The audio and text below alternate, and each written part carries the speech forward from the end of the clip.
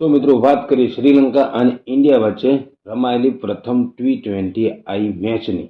તો વાત કરીએ શ્રીલંકાની. શ્રીલંકાએ 20 ઓવરમાં 121 રન બનાવ્યા હતા 100 વિકેટની નુકસાન પર. શ્રીલંકા તરફથી હાઈએસ્ટ રન 39 બનાવ્યા છે 43 દળોમાં. એક ચોક્કો અને એક છક્કો માર્યો. ગુનારત્નએ બનાવ્યા છે. બાકી તો બધું સમજે જોગું છે. 15, 20, 21, 8, 6, 7 અને 3 એક્સ્ટ્રા ટોટલ મળી અને 121 રન બનાવ્યા છે. અને વાત કરીએ ટીમ ઇન્ડિયાની બોલિંગની, તો ગોડે 3 ઓવરમાં 23 રન આપી અને 1 વિકેટ લીધી છે. રેડ્ડીએ 4 ઓવરમાં 23 રન આપ્યા છે, એક પણ વિકેટ મળી નથી. દીપ્તિ શર્મા 4 ઓવરમાં 20 રન આપ્યા છે, 1 વિકેટ મળી છે અને એક મેડન ઓવર નાખી છે. દીપ્તિ શર્માની તો વાત થાય એમ નથી.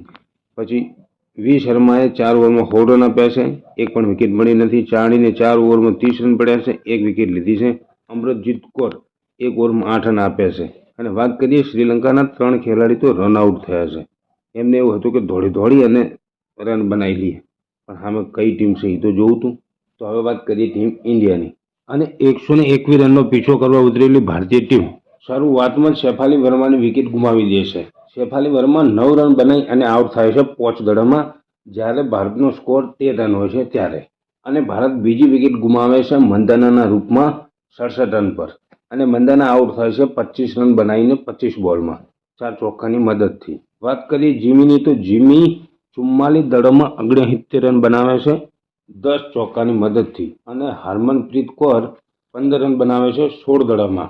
અને ભારત 8 વિકેટથી આ મેચ જીતી જાય છે. મેન ઓફ ધ મેચની વાત કરીએ તો મેન ઓફ ધ મેચ બને છે જીમી, જેને 44 દળોમાં 69 રન બનાવ્યા છે. મિત્રો, મારું કોમ ગમતું હોય તો લાઇક, શેર અને સબસ્ક્રાઇબ કરવાનું ના ભૂલશો. તમારા સપોર્ટની જરૂર છે.